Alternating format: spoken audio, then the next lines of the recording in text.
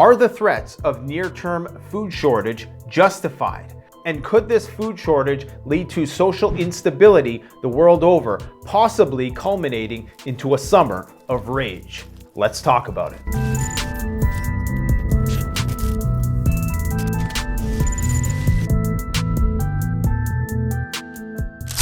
So in light of this potential food shortage, and I say potential because I'm going to give you 12 reasons why it may well actually come to that, and a few reasons why we may be okay for the short term anyways. But I myself am completely restructuring and reorganizing my preparedness pantry. I've been inspired by channels like the Urban Prepper who meticulously organize their gear. The power of organization cannot be understated because in times of emergency, you're going to need to know what you have and where it is. So stay tuned for a video about the complete restructuring of my preparedness pantry. I also want to let you guys know at CanadianPreparedness.com we're doing a spring sale, 12% off your entire order. That's one of the great things about having a store for preppers is that I don't need sponsorships. I've turned down sponsorships left and right. If you guys only knew, I get 3 or 4 potential opportunities to peddle stuff that I would never use to you guys every day, but instead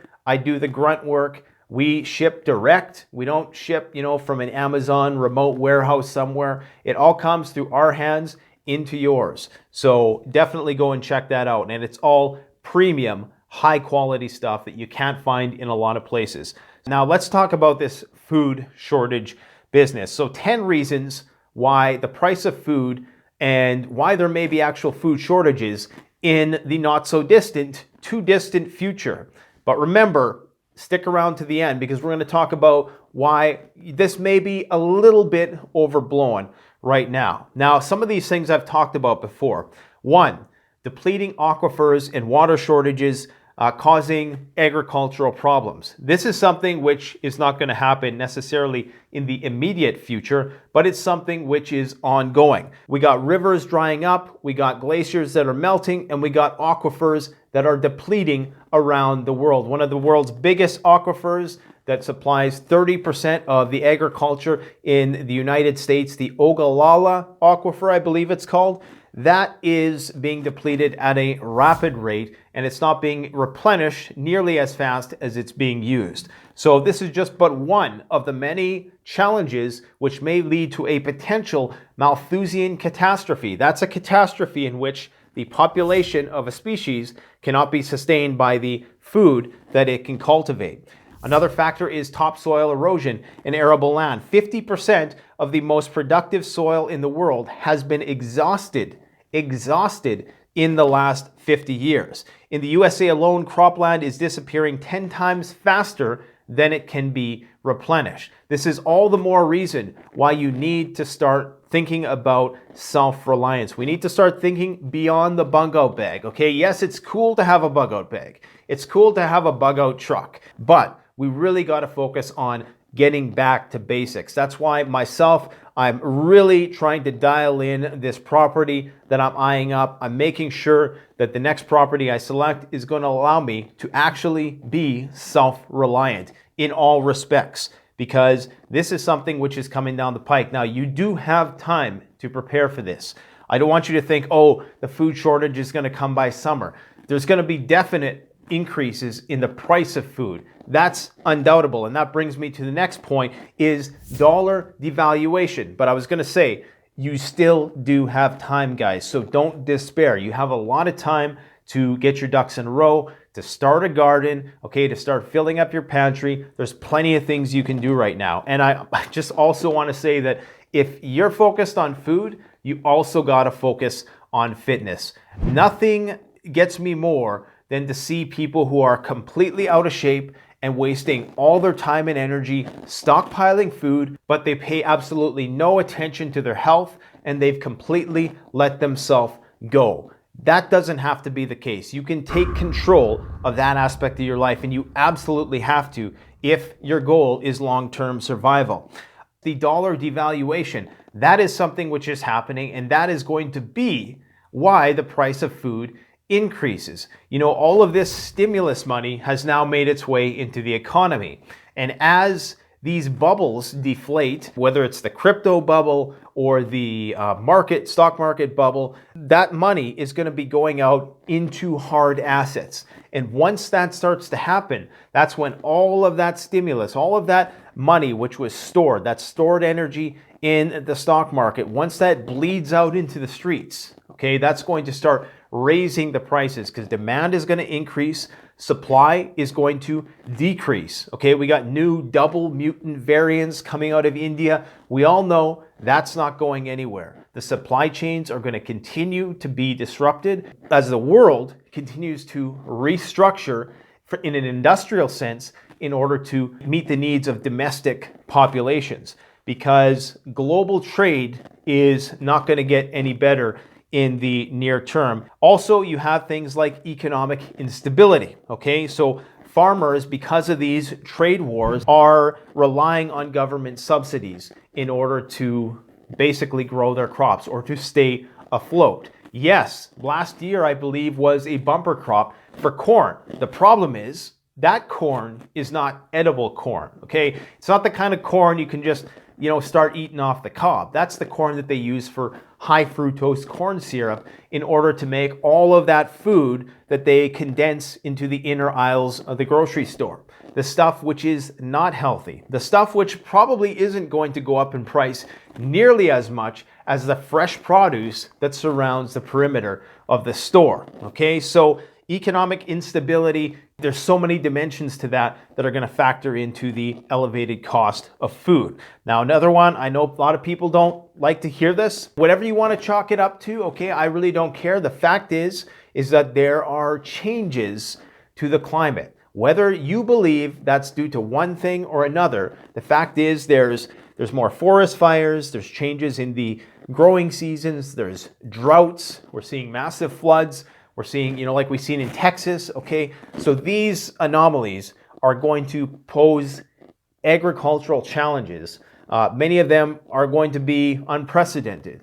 And as a result of that, we could see elevated food prices, and that could lead to shortages. Now, I don't think that in the near term, it's going to happen right away, okay? A lot of this stuff are things that are going to really start to become problematic within the next 10 years. That's why I'm saying you have time. Although some of them, and this is all depending on how the current situation that we're all in plays out and whether or not there is a summer of rage in developing countries, because that's another thing that usually happens. You see, when there is an increase in food price, it's the developing countries around the world that get hit the hardest. And that usually leads to civil conflict within those countries. It usually leads to puppet dictatorships, the emergence of extremist groups, and that creates all kinds of instability. And more often than not, you get the big players going in there and trying to exploit those situations for whatever they can. And that typically takes us into some sort of conflict, okay? So we can expect that may be the case. And as a result of that, it's going to cause fluctuations in the prices of oil, of course. And oil is what's required. Let's remember that our agricultural system as it stands absolutely requires oil. It requires machines to do the work. Without those big machines out there cultivating all those crops off the land, we don't eat. And we need that in order to feed 8 billion people. Right now, we are not set up for massive horticultural societies where everybody is growing their own food. Our societies just simply aren't set up like that. And 99% of people don't know how to, couldn't grow their own food and basically replenish their needs if they wanted to. I, unfortunately, am one of those people, but I'm learning. So we're getting there, guys. We're getting there.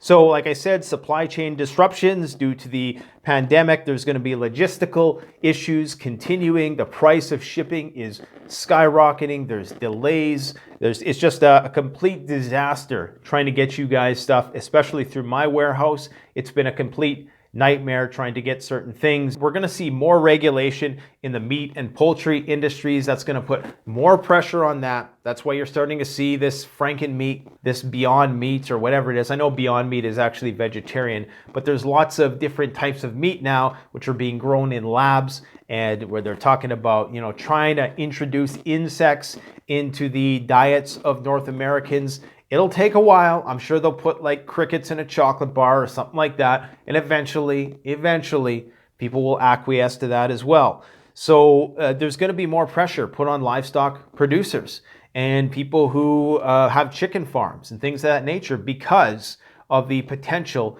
for pandemics. Remember, a lot of these farms, it's my understanding anyways, and I could be wrong about this, because of the fact that there's so much genetic homogeneity amongst these populations, that, if you had a disease spread through there, it would just spread like wildfire. Okay, when we talk about bird flu, things of that nature, this is why these things catch on and spread so fast and have to be contained in the way they are by these massive culls, because you have these monoculture populations, not only with livestock, but also with crops. We're talking about crops that use terminator seeds now. So without the genetic modification, in some instances, we won't be able to sustain, continue to feed the population. Now, I know I'm kind of really just getting all over the place here, but what I'm basically saying is that mass agriculture, big agriculture, these super farms, okay, they're creating the potential. I know a lot of people say, well,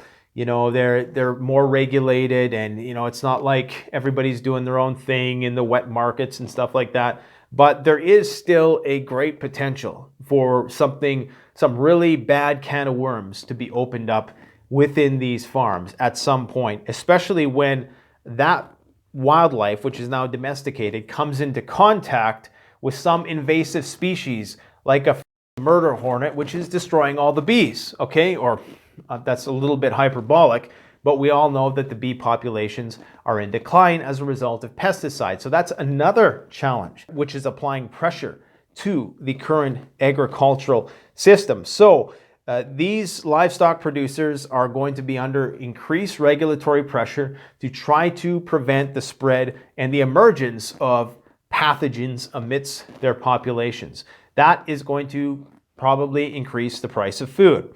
Once again, a monoculture in the United States, this could potentially have disastrous effects. Remember, the dirty 30s was caused by poor farm management practices. Okay, I'm not sure if the exact circumstances, but there was a mad scramble to basically compensate for the economy, which was in the toilet at that time.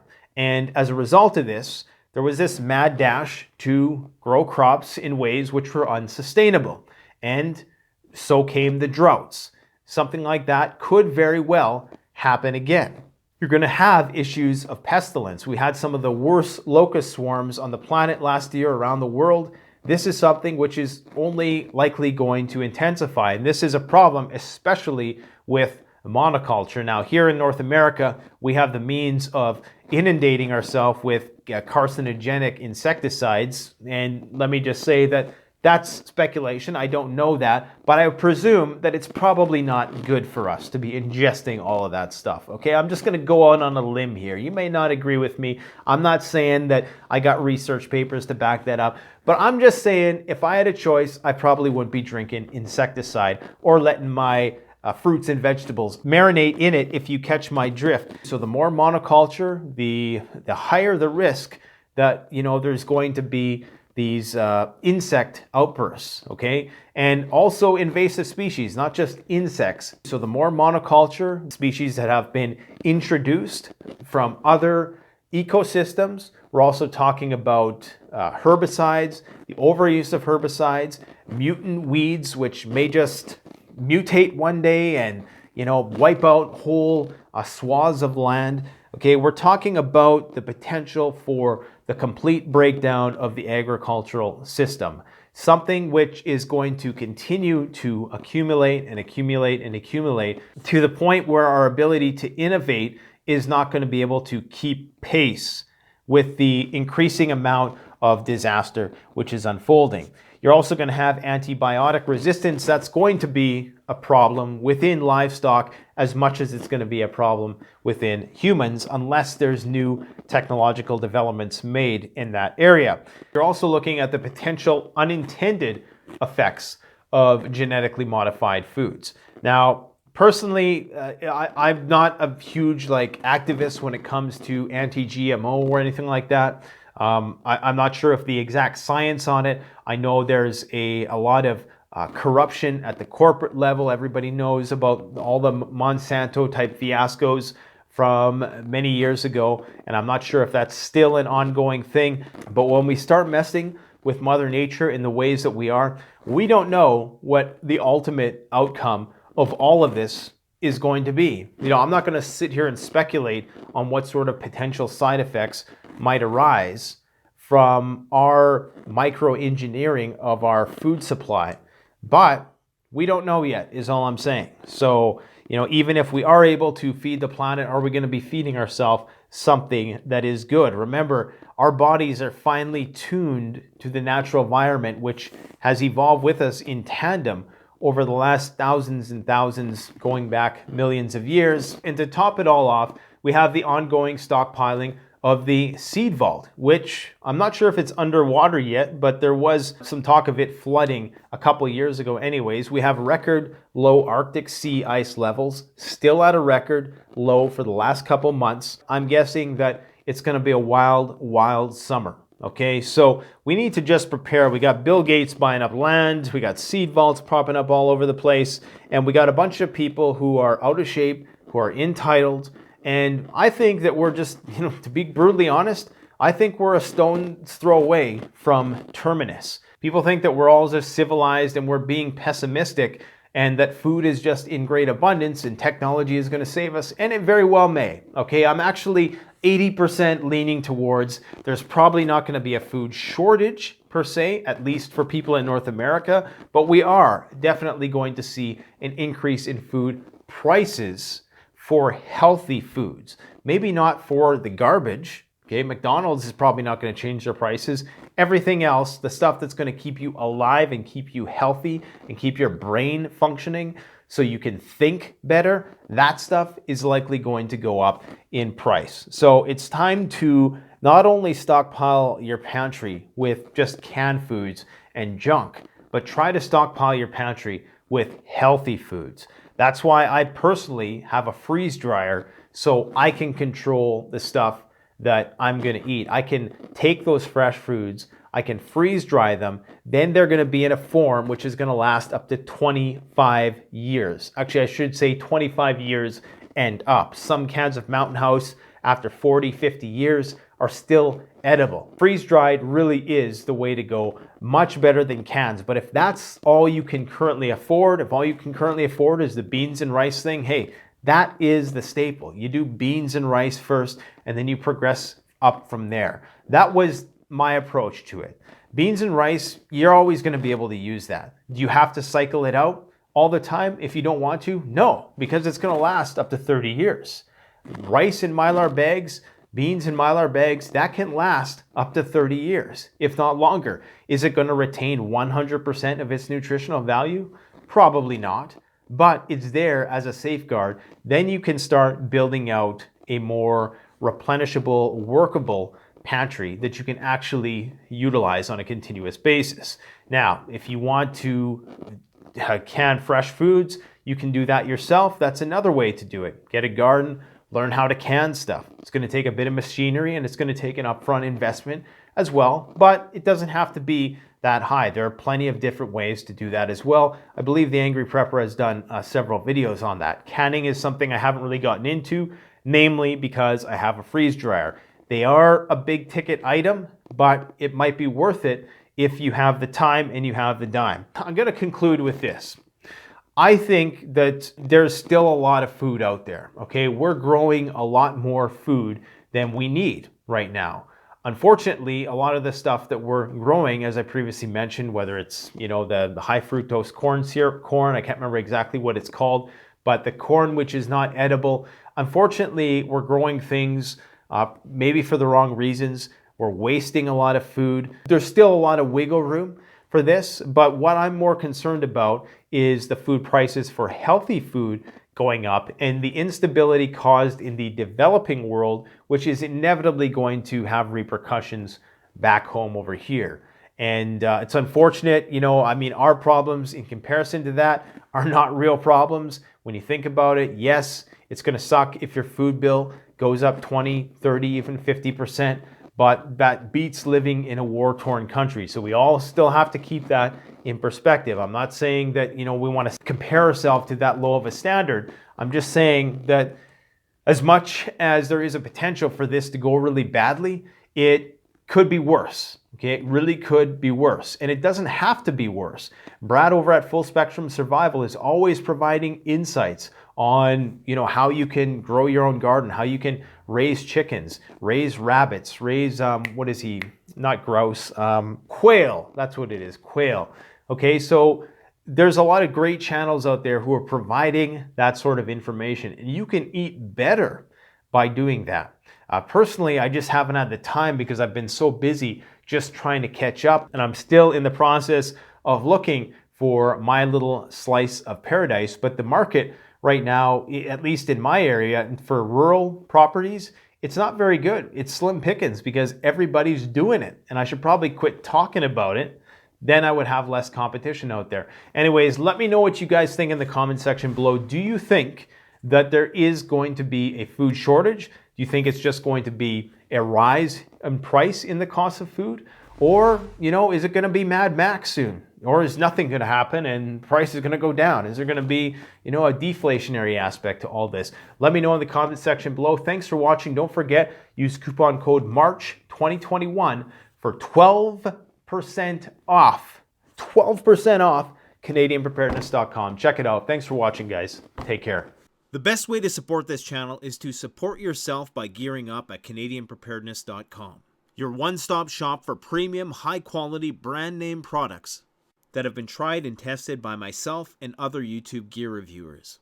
My subscribers save 10% off by using the coupon code SURVIVALPREPPER. All one word in all caps.